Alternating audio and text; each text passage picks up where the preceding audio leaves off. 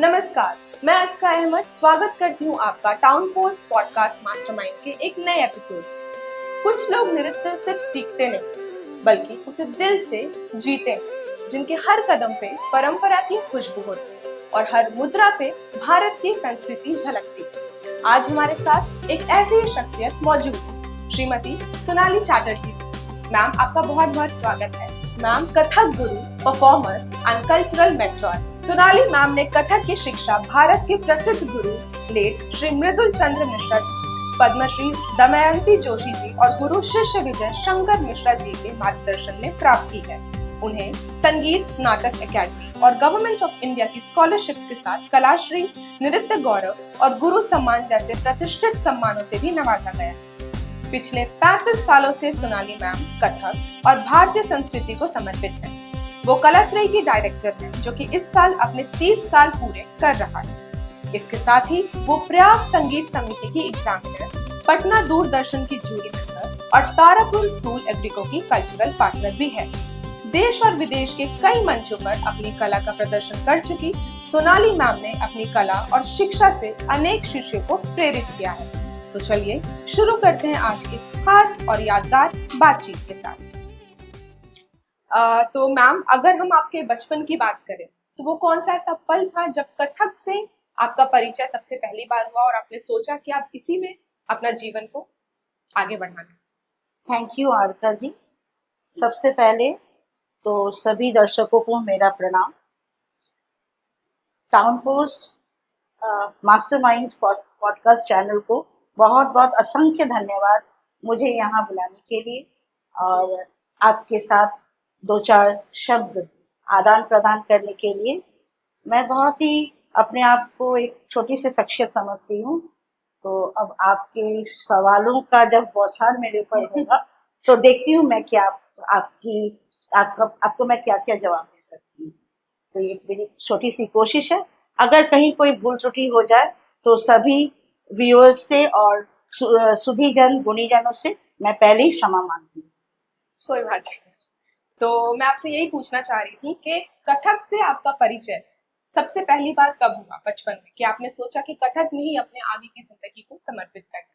देखिए, नृत्य सीखना जो है वो मैंने पढ़ाई से भी पहले किया, क्योंकि मेरे माता पिता ने मुझमें एक ऐसा देखा कि मुझे बहुत मतलब एक अच्छा लगता था नृत्य में जगत को। फिर मैं आईने के सामने खड़े होकर के पोजेस बनाती थी, जैसा मेरे माँ बाप ने मुझे बताया, माता पिता ने।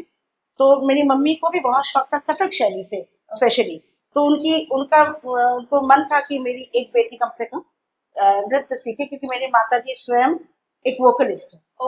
तो इससे उन्होंने मुझे इस विधा से मुझे जोड़ा। मैंने 4 साल की उम्र से कथक सीखना शुरू किया अपने। अच्छा, 4 साल जी। अभी तो 2.5 साल के बच्चे किंडरगार्टन जाते थे, तो उस समय ये सब कल्चर तो था नहीं। तो 4 साल मतलब बहुत छोटा है, छोटी उम्र। तो उस समय से मैंने सीखना प्रारंभ किया विधिवत कथक। और मेरे प्रथम गुरु स्वर्गीय श्री मृदुल चंद्र मिश्रा जी, वो मेरे पिता स्थान में हैं और अभी भी वो स्वर्गीय हैं, लेकिन मुझे हमेशा लगता है कि वो मेरे साथ है। वो मुझे अभी भी गाइड करते हैं। जब भी मैं नृत्य करती हूँ या क्लास में जाती हूँ, सिखाती हूँ, मैं फील करती हूँ कि उनका प्रेजेंस है। मार्गदर्शन तो है ही, उनका प्रेजेंस भी है। तो बस ऐसे ही शुरू हुआ मेरी जर्नी। तो मैम, एक जो फीमेल आर्टिस्ट होती है उनके लाइफ में बहुत सारे चैलेंजेस होते हैं, उन्हें फेस करना पड़ता है, क्योंकि ये हमारा सोसाइटी ही ऐसा है कि फीमेल को कहीं ना कहीं दबाया जाता है या पीछे हाँका जाता है। तो परिवार से आपको कैसा सपोर्ट मिला, आपके फैमिली फ्रेंड्स ने, जब आपने ये कथक का निर्णय चुना कि कथक में आगे बढ़ना है, तो कैसा सपोर्ट आपको? नहीं, मुझे तो बिल्कुल शुरुआत से ही सपोर्ट मिला है, क्योंकि मेरा एक संगीतमय परिवार। मैंने आपको कहा, मेरी माता जी मगध महिला कॉलेज पटना यूनिवर्सिटी की वोकल की लेक्चरर, और अभी तो वो रिटायर कर गए हैं। मेरे पिताजी बैंक में मैनेजर थे, वो भी स्वर्गीय हो गए, लेकिन वो बहुत एक कुशल तबला प्लेयर थे, तबला वादक। तो घर में ये एटमॉस्फेयर था शुरू से जी। तो घर में होने के कारण ये स्वतः हमारे अंदर आया और हमें बचपन में कोई प्रॉब्लम नहीं हुआ। बंगाली फैमिलीज में ऐसे भी बहुत ज्यादा प्रोत्साहन मिलता है डांस के लिए हाँ, कथक सिर्फ डांस के लिए, हर सब्जेक्ट के लिए, चाहे अब नृत्य हो, संगीत हो, art and art culture and हो, कल्चर से related। वॉट ये हम लोग अपना प्लस पॉइंट समझते हैं। जी और बिल्कुल। अभी तो बहुत, मतलब मैं क्या बोलूंगी कि मैं तो अभी फेसबुक खोलती हूँ तो अनगिनत कलाकार हैं यंगस्टर्स में, मैं बताऊंगी। ऐसा नहीं है कि अभी कोई कमजोर है, पीढ़ियां आ रही हैं, ऐसा नहीं है। तो हमारे समय में इतना प्रॉब्लम तो हुआ नहीं, जो एक नेचुरल प्रॉब्लम है कि पढ़ाई के साथ उसको करना है, उसमें समय देना है। आप जिस सब्जेक्ट को प्यार करेंगे उसके लिए आपके पास स्वतः समय निकलता है। तो ये कोई अलग, उसका शादी वो भी जीवन का एक मुख्य धाप है। उसके बाद तो जिम्मेदारियां बढ़ जाती हैं, जी तो कुछ नहीं, सिर्फ टाइम मैनेजमेंट करना पड़ता है। जिम्मेदारियों को लेते करते हुए, उसको टाइम मैनेज करते हुए, जिस सब्जेक्ट को आपका प्रोफेशन, आपका जो भी प्रोफेशन, उसका अपना एक डिमांड होता है, उसको फुलफिल करना पड़ता है। तो यही है बस। सपोर्ट तो मुझे हमेशा मिला है, मेरे हस्बैंड भी बहुत सपोर्टिंग है, मेरा परिवार, मेरा ससुराल, मेरा मायके, सबने मुझे सपोर्ट किया। अब रास्ते बनते जाते हैं। बिल्कुल सही बात है। अगर खुद का इंटरेस्ट है इंटरेस्ट है, एंड लगन रास्ते, है तो हाँ, रास्ते बिल्कुल वैसे जहाँ चाह वहाँ राह। वहां रहा। तो मैम जैसा कि कला त्रयी को 30वां साल चल रहा है, तो सबसे पहले जानना चाहूंगी कि कुछ उसके बारे में आप हमारे दर्शकों से शेयर करिए कि वो कैसा इनिशिएटिव था, आपने क्या सोच करके उसे शुरू किया। देखिए, थोड़ा सा पृष्ठभूमि में जाऊंगी कि मैं एक्चुअली पटना की बॉर्न एंड ब्रॉट अप हूँ। तो मेरा मेरा विधिवत पढ़ाई, नृत्य की शिक्षा, सब कुछ पटना में हुआ, पहले चरण का। तो उसके बाद, शादी के बाद मैं जमशेदपुर में, बहुत सुंदर एटमॉस्फेयर, बहुत अच्छा एटमॉस्फेयर लगा मुझे यहाँ पे। और हमने ये कलात्रय की स्थापना किया 1996। 90 जी। तो ये साल हमारा 30वां साल 30वां। चल रहा है। तो देखिए, इनिशियली तो हमारा जो इंटरेस्ट है नृत्य का, पहले तो वो कथक नृत्य से हमने उसको शुरू किया, कथक के ही स्टूडेंट्स थे। और ये एक माध्यम, संस्था जो है वो एक माध्यम है कि जो सपना मैंने देखा है कि मेरे गुरु से मैंने जो प्राप्त किया, जो सीखा है, उसको बांटना है। क्योंकि एकमात्र शिक्षा ही ऐसी चीज है, एजुकेशन बोलिए या कोई भी शिक्षा, जो अब आप बांटते हैं ना तो वो बढ़ता है। बढ़ता है। आप और कुछ भी बांटिए तो वो घटेगा, लेकिन एकमात्र शिक्षा ही ऐसी चीज है जिसको आप जितना बांटेंगे उतना बढ़ेगा। बिल्कुल तो मैं तहे दिल से ईश्वर का धन्यवाद करती हूँ, मेरे माता पिता का धन्यवाद करती हूँ कि जिन्होंने मुझे इस लायक बनाया, मेरे गुरुओं का धन्यवाद करती हूँ। और ऑफ कोर्स अभी जो मेरे हस्बैंड है, मेरा फैमिली है, उनका भी धन्यवाद करती हूँ, उनका हमेशा सपोर्ट रहा है। और ये भगवान का ही आशीर्वाद है कि मुझे एक सुंदर सा संस्था बनाने का मौका मिला है। मेरी अपनी एक जगह है और वहाँ पे मैं बच्चों को बहुत प्यार से मैं सिखाती हूँ, और विशेषकर शास्त्रीय नृत्य की शिक्षा हम लोग देते हैं। कथक भी है, भरतनाट्यम भी है। तो वो ये हमारा जॉनर है। और बच्चों को सिखाने से ये मुझे महसूस होता है कि ये जो चीजें मैंने सीखी हैं गुरु से, वो मैं बांट कर उसको बढ़ा रही हूँ। बिल्कुल तो बस यही तसल्ली है कि अगर मान लीजिए फ्यूचर में उनमें से कुछ लोग भी इस लेगेसी को आगे आगे बढ़ाए तो ये जिंदा रहेगा। मैं उनके मार्फत से गुरु जिंदा रहते हैं, टीचर जिंदा रहते बिल्कुल। जैसे हम लोग पोइट्री में भी हैं। देखते हैं ना कि जो राइटर्स हैं, ऑथर्स हैं, वो लोग नहीं रहते, लेकिन उनकी पोइट्री सालों साल 100 साल तक आपका जिंदा है। कर्म रहता है ना। बिल्कुल आप नहीं रहते शरीर से कोई, जैसे मैंने अभी कहा ना, मैं गुरु को महसूस करती हूँ क्योंकि गुरु का जो सिखाया हुआ के मार्फत से गुरु मेरे अंदर में है। जी। आप जहाँ भी जाएंगे यू उनका नाम इन्फ्लुएंस अदर पर्सन। तो ये जो इन्फ्लुएंस आता है ना, वो जाता नहीं है आपके अंदर से, वो रहता है। और वो फिर आप इन्फ्लुएंस करेंगे जब अपने नीचे के प्रोडोजी को, बच्चों को, स्टूडेंट्स को, फिर आप उनके माध्यम से जिंदा रहेंगे। तो समाज हमें इतना कुछ दिया, समाज को भी तो हमें कुछ देना है ना। बिल्कुल बिल्कुल। तो मैम बहुत आपको कॉन्ग्रेचुलेट करूंगी कि 30th ईयर आपका कंप्लीट हो रहा है। और इसी के साथ मैं पूछना चाहूंगी कि हर सक्सेस के पीछे एक स्टोरी होती है, पॉजिटिव भी एंड कुछ चैलेंजेस भी। तो कुछ ऐसा चैलेंजेस जो ये 30 सालों में आपने देखा हो, उससे ओवरकम किया हो, किस तरीके से, हमारे दर्शकों को अगर आप बताना चाहें। देखिए, चैलेंजेस तो हमेशा ही रहेंगे, चाहे वो कोई भी सब्जेक्ट हो, कोई भी विधा हो। पहला चैलेंज तो अभी हम लोग जूझ रहे हैं, अभी हमारे क्लाइमेट से, हमारे आसपास के वातावरण से, पहले जैसे बच्चों के पास थोड़ा समय हुआ करता था, कोविड के बाद से एक अलग ही अभी दुनिया हम लोग जी रहे हैं। क्योंकि कोविड के समय बच्चे घर बैठ करके मोबाइल के आदी हो गए, इलेक्ट्रॉनिक्स के आदी हो गए, ऑनलाइन के आदी हो गए। तो इनसे फिर हमें वापस उनको, वो एक दिन में तो नहीं आएगा ना वापस, फिर उनको आहिस्ता आहिस्ता शेप करके उनको फिर वापस लाना है मेन स्ट्रीम में, कि भाई तुम निकलो, एक्स्ट्रा करिकुलर एक्टिविटीज के माध्यम से आप शारीरिक फिजिकल एक्टिविटी करिए। तो ये सबसे थोड़े से पिछड़ जा रहे हैं बच्चे, लेकिन हम हाँ आहिस्ता आहिस्ता वो वापस आ जाएगा। ये सब थोड़े से चैलेंजेस हैं। फिर चैलेंजेस आपका समझ लीजिए कि चाइल्ड फैक्टर को लेके, कभी कभी घर गृहस्थी को लेके लेडीज को जो चैलेंज Ladies. होता है वो सब तो है ही, वो तो जनरल है।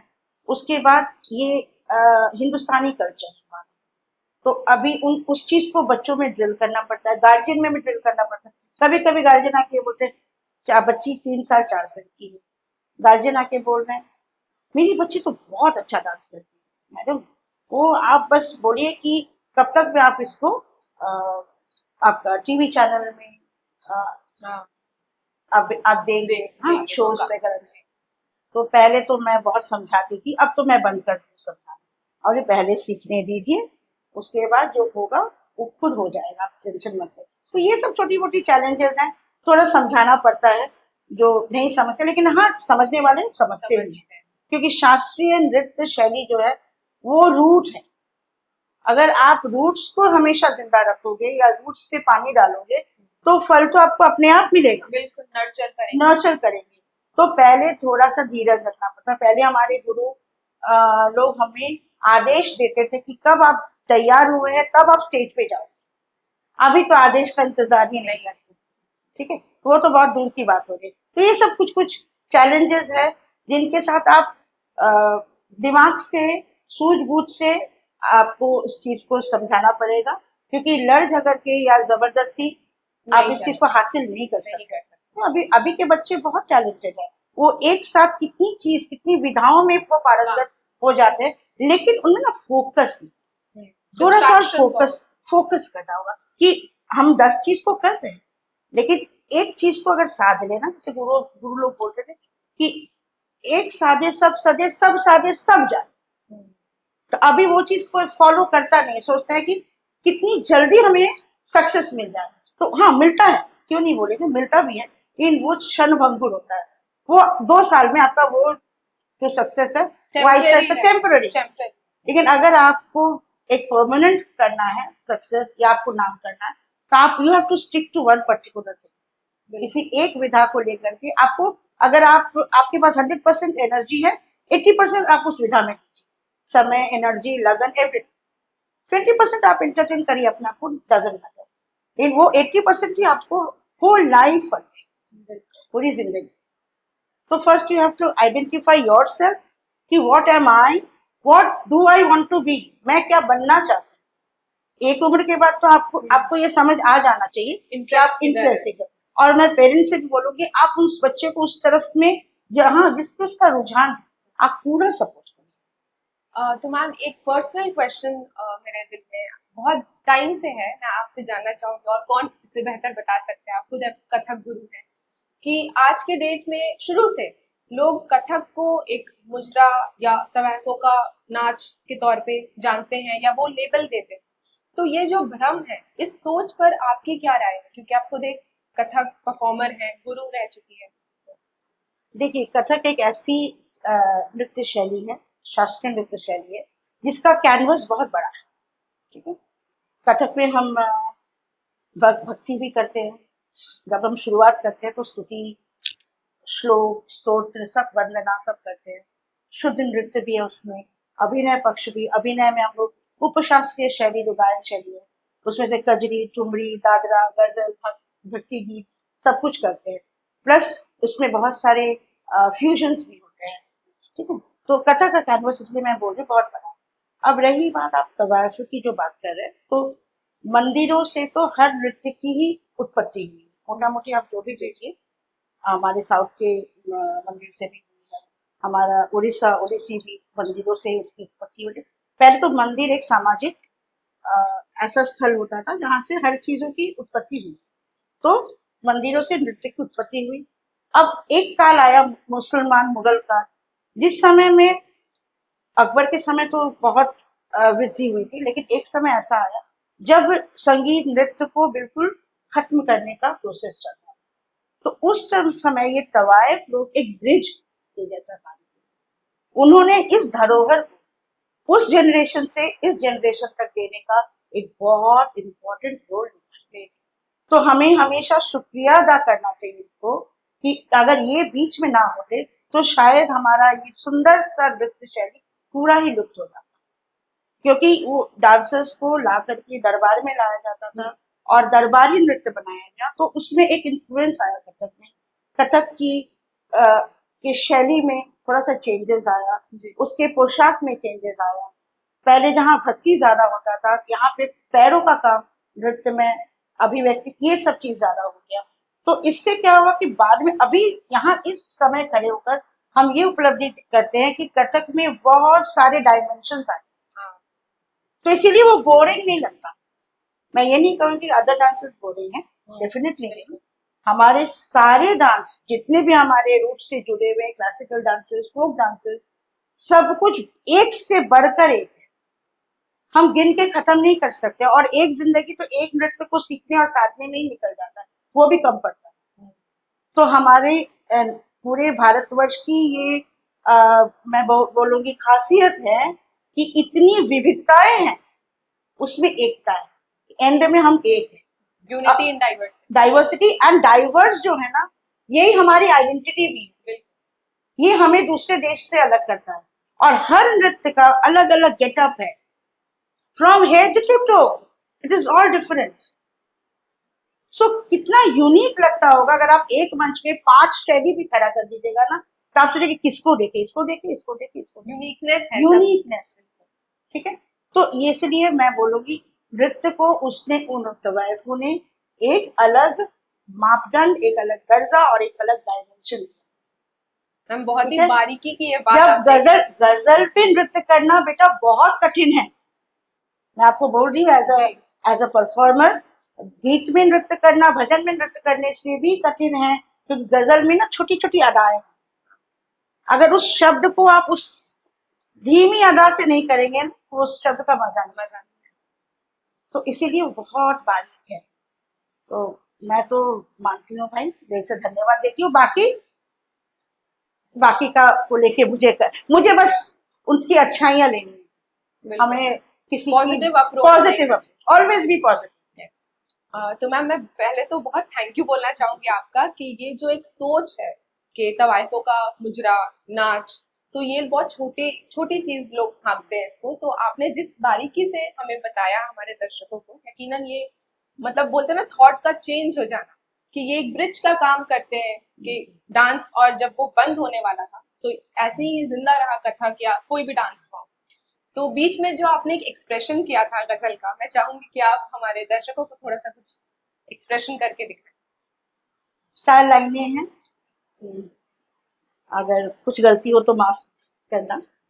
ये नजर नजर नजर ऊंची की तो दुआ बन गई, दुआ, ईश्वर अल्लाह जो भी, दुआ बन गई। और वही नजर नीची की तो हया बन गई,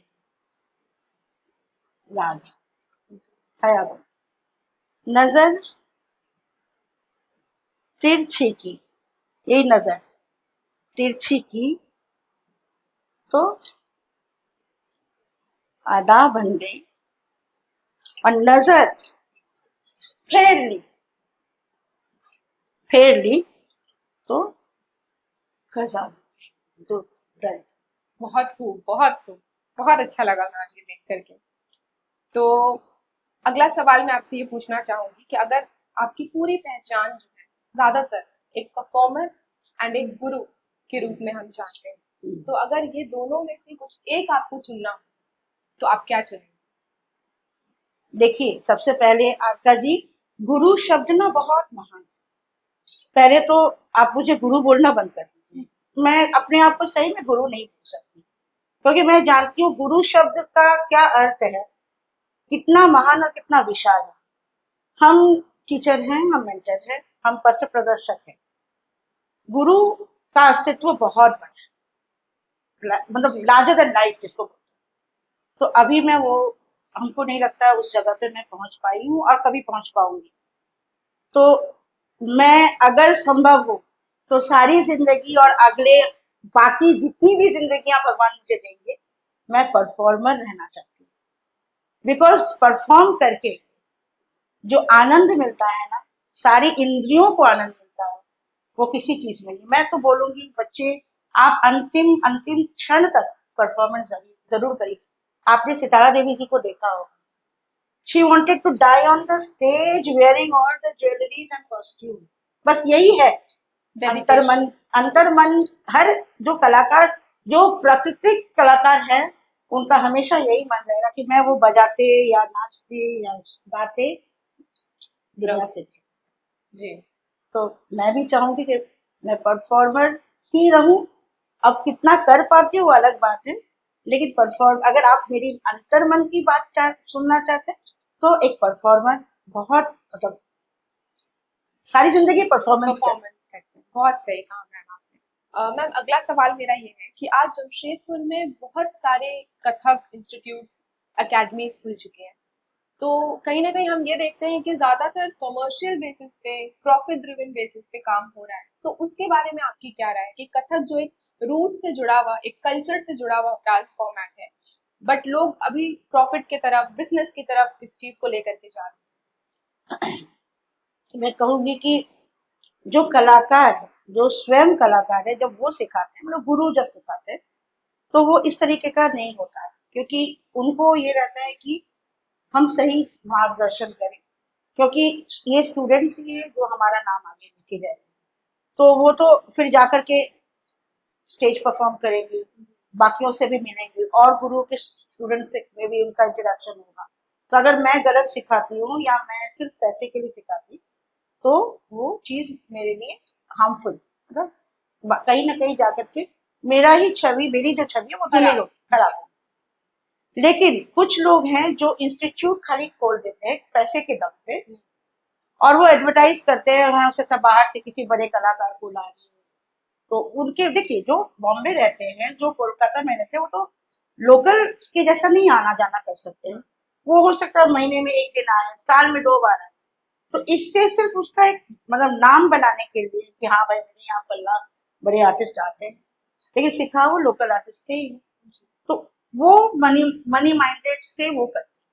तो इन चीजों को रोकने के लिए पहले तो हमारे के जो यहाँ के आर्टिस्ट हैं, जो सिखाने लायक है, योग्य टीचर्स हैं, उनको ही आपस में मिल बांध करके एक ऐसा कुछ प्रक्रम करना पड़ेगा, ऐसा कुछ जुगत निकालना पड़ेगा कि ये, मतलब हर घर के पेरेंट्स को समझ कि बच्चे को क्या समझदारी है।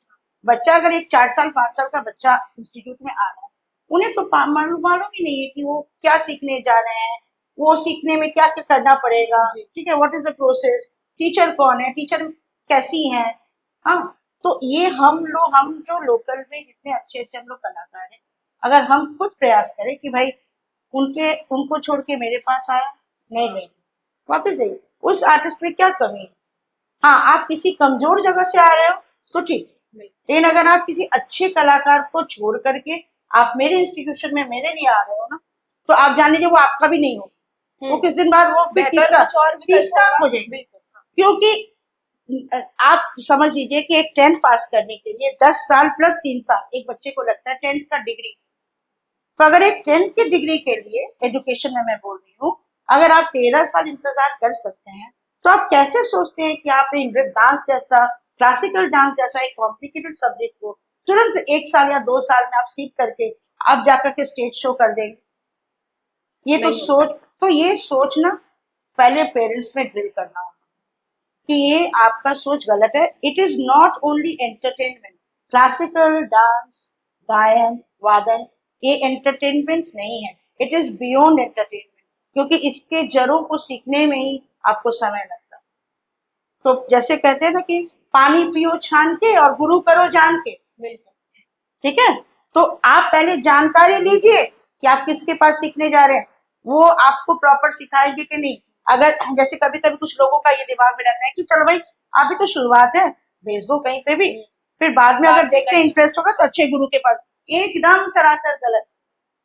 आपका अगर बच्चे का पैर आपके पहले टीचर ने गलत रखवा दिया ना, तो आप कभी डांसर बन ही नहीं सकते जिंदगी भर। फिर जिंदगी में।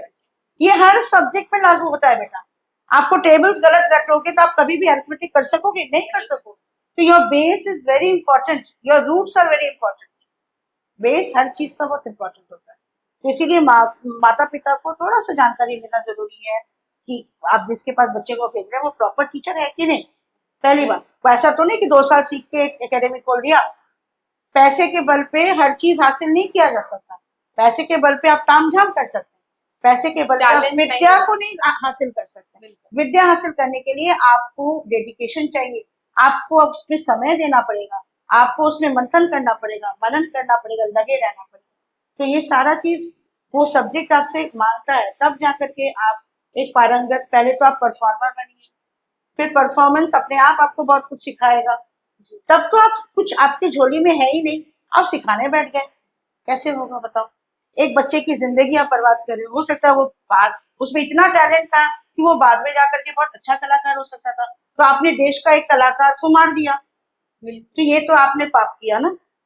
एज अ टीचर आपने ये गलत किया। ये गलत। और बेटा ये संगीत नृत्य जो है ना, ये गुरुमुखी विद्या है। इसके लिए आपको गुरु की तरफ ही मुख करके रहना होगा कि गुरु बताएंगे, गुरु आपको निचोड़ बताएंगे, आप उसको करें। हाँ, अभी आज के डेट में मान लिया मैंने कि ऑनलाइन या मोबाइल पे बहुत कुछ अवेलेबल है, लेकिन उसके लिए भी आपको बेसिक सीखना होगा। और जब बच्चे जाते हैं बाहर के बड़े कलाकार को अप्रिशिएट करते हैं, उनको अपने झोली में लाते हैं, तो क्रेडिट तो नीचे जो सिखाया इतने दिन उनको जाता है कि उन्होंने उतना तैयार कर दिया कि तुम अब जाओ, जाकर के अपनी एक्सप्लोर करो, पहचान करो, किसी के पास और जाके सीखो। हमारा अपना स्टूडेंट जब आगे बढ़ता है तो बहुत खुशी होती है कि चलो इसने कम से कम इस विद्या को आगे बढ़ाया और इस लेगेसी को आगे बढ़ा, छोड़ तो नहीं दिया। वो हम कहते हैं ना, क्वालिटी ओवर क्वांटिटी, कि हम फैंसी चीजों में इम्प्रेस होकर के चले जाते हैं, लेकिन वही है कि एक अच्छा टीचर का होना बहुत जरूरी है। नहीं, एक अच्छा टीचर कभी भी क्वांटिटी नहीं देखेगा, वो क्वालिटी देखेगा। क्योंकि उसे मालूम है मैं 50 सिखा रहा हूँ, उसमें से अगर 5 बंदा मेरा स्टूडेंट अगर कहीं इधर उधर अच्छा परफॉर्म किया, मेरा नाम लिया, तो मैं सक्सेसफुल एज अ टीचर, वो मेरा सक्सेस है। आरका जी, मैंने जैसे बोला ना कि ये गुरुमुखी विद्या है, तो पहले जमाने में क्या होता था क्या कि गुरुकुल जाते थे, शिष्य लोग गुरुकुल जाते थे, गुरु के साथ रहते थे, वहीं रहते थे, वहीं खाते थे, वहीं सोते थे, यानी 24 घंटा वो गुरु के साथ रहते थे। एक अवधि उनका बंधा हुआ रहता था कि इतने साल से इतने साल तक वो गुरु के साथ रहेंगे, गुरुकुल में रहेंगे। और वहां राजा का बच्चा भी का भी जो औहदा था, एक रंग के बच्चे का भी वैसे वही औहदा, same there was no discrimination. और उसमें क्या होता था कि गुरु के समीप रह के वो गुरु को ऑब्जर्व करते, ऑब्जर्विंग जिसको बोलते, तो गुरु की गुण वो सब उनमें समाहित होने लगती थी। गुरु को ऑब्जर्व, वो कितने बजे उठ रहे हैं, वो क्या कर रहे हैं, वो क्या खा रहे हैं, वो कैसे चल रहे हैं, ठीक। तो ये गुरुमुखी विद्या इसी को बोलते हैं। तो आज तो वो गुरु का आश्रम जाने का और वो स्टाइल नहीं रहा। तो खैर, फिर भी गुरु के समीप रहना, गुरु को ऑब्जर्व करना, आप ऑब्जर्व कर ही सकते हो गुरु कैसे कर रहे हैं, गुरु अपना डाइट प्लान कैसे कर रहे हैं, गुरु कितने बजे उठते हैं, उठने के बाद वो क्या करते, तो ये सारी चीज ना आप गुरु से सीखते हो। तो अगर आपको और आगे बढ़ना है और इसी प्रोफेशन में रहना है, तो आप गुरु को थोड़ा सा तो ऑब्जर्व करिए, और उनमें उनकी जो हुनर है, उनका जो पॉजिटिव है, वो अपने अंदर आप उसको, इसी को कहते हैं गुरु शिष्य परंपरा। और पहले के टाइम पे मैम ऐसा देखने को भी मिला है कि डिसिप्लिन और रिस्पेक्ट बहुत होते थे गुरु के टुवर्ड्स। बच्चों में भी एक डर भी था, और सिर्फ डर नहीं, रिस्पेक्ट था कि मुझे उनके सामने ऐसा खुद को प्रेजेंट करना है। अभी बहुत कैजुअल रिलेशनशिप हो गया है, मैं देखती हूँ अभी फ्रेंडली रिलेशन नहीं, देखो फ्रेंडली रिलेशन होने से भी रिस्पेक्ट है, ऐसा नहीं कि नहीं, respect has to be earn. गुरु भी उस लायक होना चाहिए ना कि वो रिस्पेक्ट को अर्न करे। आप बोलोगे कि भाई मेरे को रिस्पेक्ट करो, मैं आपका टीचर हूँ, नेवर। आप जितना बोलोगे वो रिस्पेक्ट वो डिसरिस्पेक्ट में बदल जाएगा। लेकिन आप ऐसा कुछ करिए कि आपको देख करके सामने वाला इन्फ्लुएंस्ड हो, प्रभावित हो, तो नेचुरली वो आपको रिस्पेक्ट करेगा।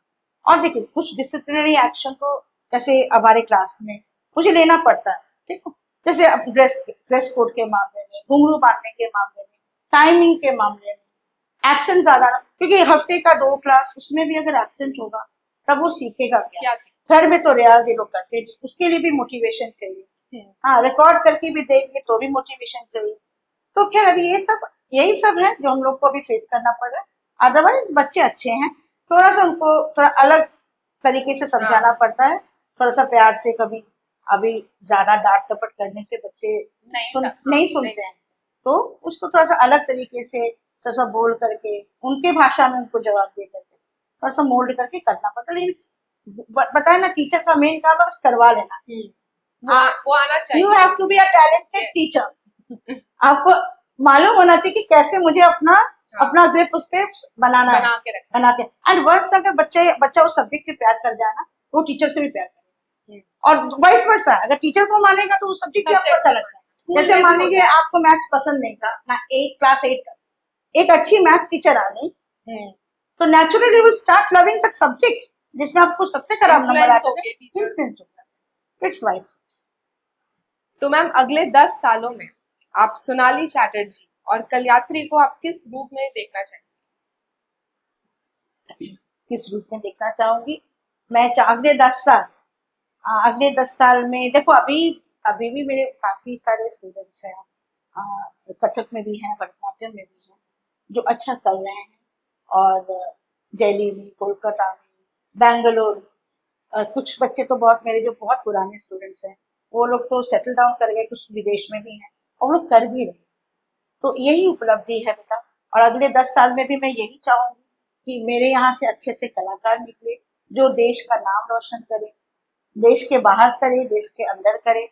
ठीक है, देश के अंदर करना बहुत कठिन है, ऐसा नहीं। देश के बाहर आप कर रहे हो, ठीक है, देश के अंदर तो आपके और विद्वान लोग बैठे हुए हैं, वो आपको कंपटीशन दे रहे हैं। सिर्फ कंपटीशन नहीं, आपको तोड़ रहे हैं।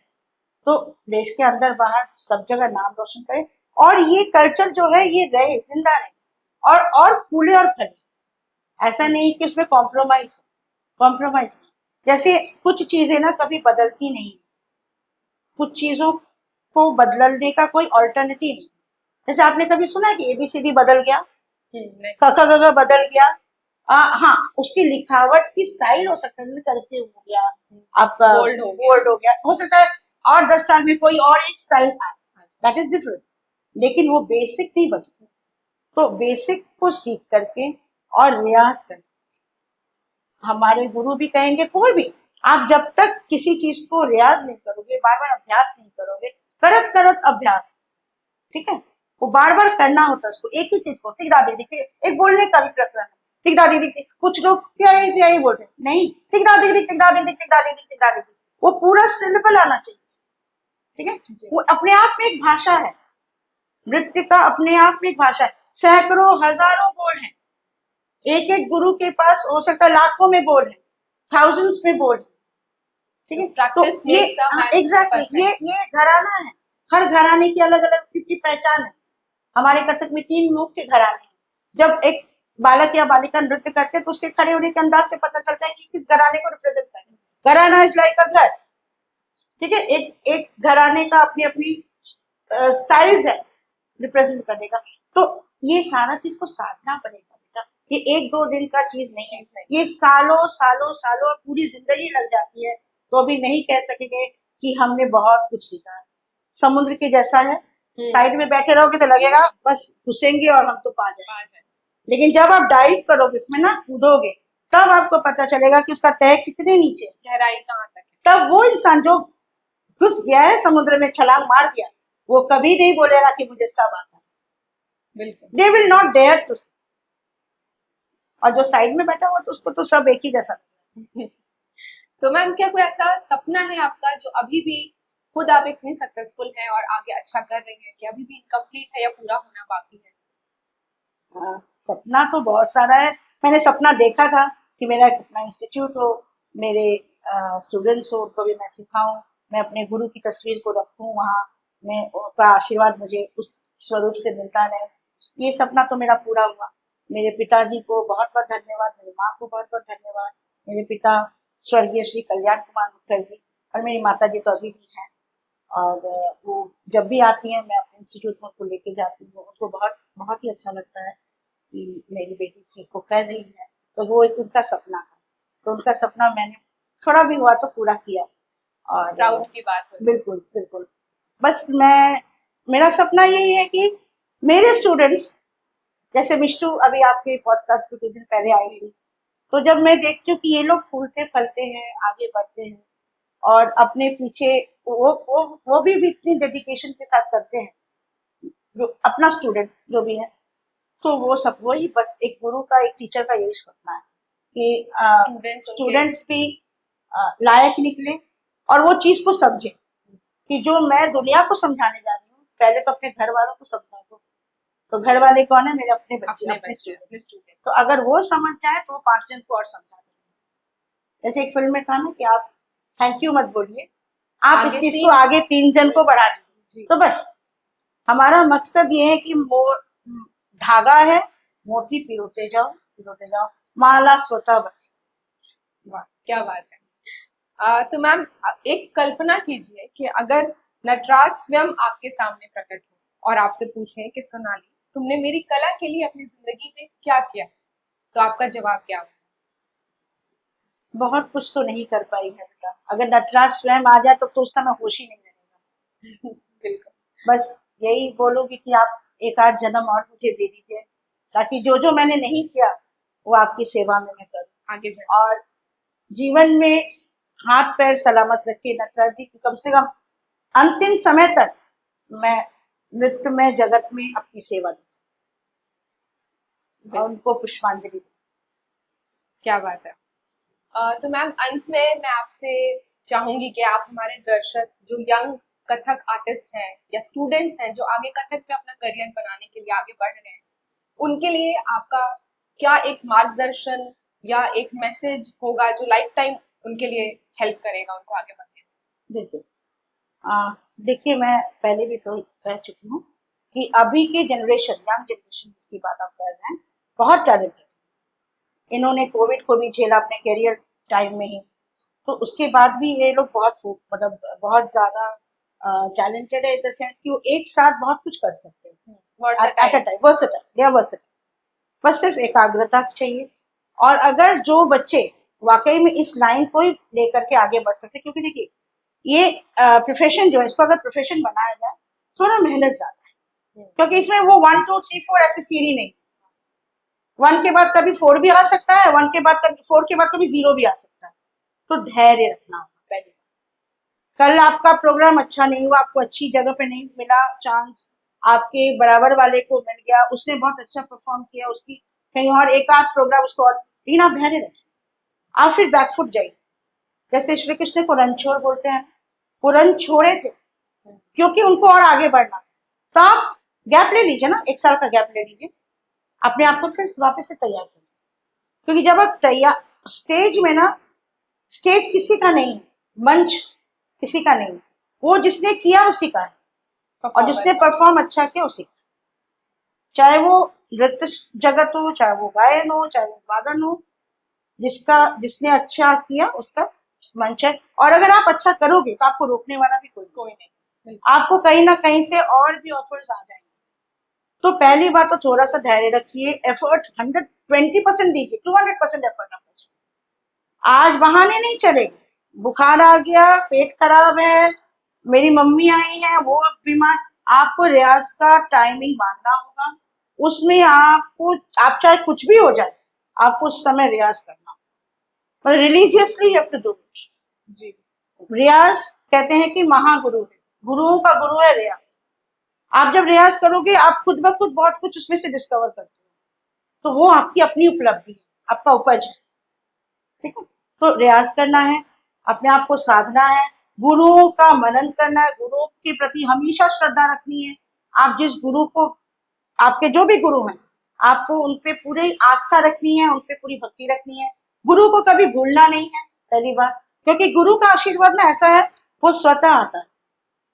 यू नेवर नो, वो चैनल है, जी। आप कहीं भी फंसोगे, गुरु आपको वहां से निकाल देगा अगर आप गुरु की भक्ति कर रहे हो। और निरंतर प्रयास तो करना ही है। और ये 8 लाइन ऐसा है ना आपका जी, इसमें ये एक मल्टी फेसेटेड आपको सक्सेस देता है। आप एक तो एक परफॉर्मेंस अच्छा करते हो तो आपको अंदरूनी जो मानसिक आपको जो एक शांति मिलती है या क्या बोलेंगे सेटिस्फेक्शन मिलता है, वो Peace, अलग है। वो आप ही स्वयं जिस जो किया उसको ही वो अनुभव होगा, तीसरे को नहीं होगा। दूसरी बात है कि आपको आर्थिक सपोर्ट भी वो देगा, स्टेबिलिटी देगा। आप जितने अच्छे कलाकार बनोगे, आप जितना प्रयास अच्छा करोगे, आप उतने अच्छे कलाकार बनोगे। कलाकार आप देश विदेश घूमिए, आपका नाम होगा, आपको पैसे भी मिल रहे हैं, तो ये ऑल राउंडेड आपका आपको बाय नेम लोग पहचानेंगे, देखिए वो जा रहे हैं, ठीक है। ये बहुत अच्छा बात है। ठीक है, अभी ऋषि ऋषभ आप देख रहे होंगे कितना अच्छा वो सितार बजाते हैं, तो ये ऑलरेडी फैन फॉलोइंग आपके चाहिए, तो आप आहिस्ता आहिस्ता आपका नाम होगा, आपको फेम मिलेगा, आप घूम भी रहे हैं, आपका एंटरटेनमेंट भी हो रहा है, प्लस आप एक आहिस्ता आहिस्ता अपना जगह भी बनाएंगे, मॉनेटरी सपोर्ट आपको अपने आप मिलेगा। एक कलाकार अगर थोड़ा सा मेहनत बैकड्रॉप में कर ले कुछ सालों का, तो उसको सिर्फ मिलता ही है, प्लस ही होता है, माइनस बिल्कुल नहीं होता। तो मैं हमेशा से ये अपने बच्चों को भी, स्टूडेंट्स को भी समझाती हूँ कि बेटा इस पे एफर्ट डालो।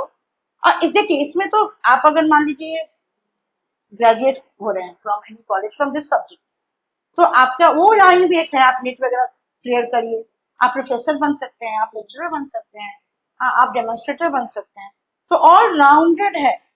गवर्नमेंट भी अभी सपोर्ट कर रही है, इंडिया गवर्नमेंट कर रही है, ह्यूमन रिसोर्सेज से आप स्कॉलरशिप मिल रहा है, सीसीआरटी स्कॉलरशिप है, तो आपको खोदना होगा, आपको इनटू दैट सब्जेक्ट रहना होगा, ठीक है। एकेडमिक्स के अभी तो बच्चे हमेशा मोबाइल हाथ में है, तो आप ये इजीली एक्सेसिबल हो इजीली। गया है। पहले तो एक गाने को ढूंढने के लिए हमें कम से कम 10 कैसेट खरीदना पड़ता था, उसके बाद आया सीडी। अभी एक गाने को ढूंढने जाइए आपको 10 मिल जाएगा। सो अभी तो बहुत इजी हो गया है प्रोसेस। तो आप देखिए ना, आप मोबाइल में ढूंढिए, आपका जो क्वेश्चन है, आपका जो आप जिस चीज को चाह रहे हैं, आप उसमें कैसे आप आगे बढ़ेंगे, एवरीथिंग विल बी सकता है। बस आपको बताया ना मैंने, जहाँ चाह वहां आपको राह अपना निकालना है। हम ट्यूशन जा रहे हैं, टीचर ये मैं बोलती कौन सा ट्यूशन टीचर ऐसा है जो आपको बोलेगा कि क्लास के ड्रेस में ना जाए। अगर हफ्ते में आपका 2 दिन डांस क्लास है, डांस क्लास का यूनिफॉर्म है, अगर आप वो यूनिफॉर्म पहन के आप क्लास जा रहे हैं ट्यूशन, तो हमें तो नहीं लगता कि अगर वो टीचर सही है तो आपको मना करेगा। तो लेम एक्सक्यूजेस लेम एक्सक्यूज जब आप देते हो ना, आप समझते हो आपके सामने वाले को बेवकूफ बना रहे हो, नहीं खुद को बेवकूफ बना रहे हो, आप खुद को बेवकूफ बना रहे हो। तो ये सारी चीज देखिए बच्चों को अच्छे से समझाना होगा, from the parents side, from the teacher side, समझेंगे। और टीचर की ऐसी भूमिका है ना बेटा, वो निरंतर उसको करना ही पड़ेगा टिल द लास्ट ब्रेथ। आप अगर सोचेंगे कि आज मैंने बोल दिया कल बच्चे सुधर जाएंगे, अपने घर के बच्चों को भी तो कितना बोलना पड़ता है, तो वो तो बच्चे सीखना है। It is a time taking and life long process. If you are a teacher, आप एक को सिखाया, फिर दूसरे जन को सिखाना है, तीसरे को सिखाना, तो ऐसे आपको सिखाना, अब आपको बोलते ही रहना है। You cannot come to a stop. अगर जिस दिन टीचर बंद कर देगा ना सिखाना या बोलना, तब तो समझ लीजिए कि फिर सीखने सिखाने का प्रोसेस ही खत्म। तो thank you so much ma'am, बहुत ही प्यारा सा मैसेज था हमारे यंग आर्टिस्ट के लिए जो आगे अपने प्रोफेशन को लेके बढ़ना चाहते हैं। और जो आपने बात कही कि कभी अगर हम कहीं फंस जाएं, अटक जाएं, तो कोई बुराई नहीं है कि 2 कदम पीछे हट के दोबारा रिस्टार्ट करने में। लोग आजकल घबरा जाते हैं कि अब हो गया, अब नहीं हो पाएगा मेरे से, कुछ भी चुनौती आती है तो छोड़ देते हैं। तो मैम की बातों से सबसे बड़ी सबक हमें यही मिली है कि अगर 2 कदम पीछे ही क्यों ना हटना पड़े, लेकिन कभी हमें डेडिकेशन, मेहनत करने से कतराना नहीं चाहिए। पेशेंस की बात मैम आपने की, इंटरेस्ट की बात की, तो सिर्फ कथक स्टूडेंट्स के लिए नहीं, मुझे लगता है वो हर एक स्टूडेंट के लिए जो अपने लाइफ में आगे बढ़ना चाहते हैं। तो मैम का सारा मैसेज उनके लिए बहुत ही इंसाइटफुल होगा। Thank you so much. Thank you. तो आप देख रहे थे टाउन पोस्ट पॉडकास्ट मास्टरमाइंड, मैं थी अस्का अहमद। जल्द मिलेंगे एक नई कहानी के साथ। Thank you so much.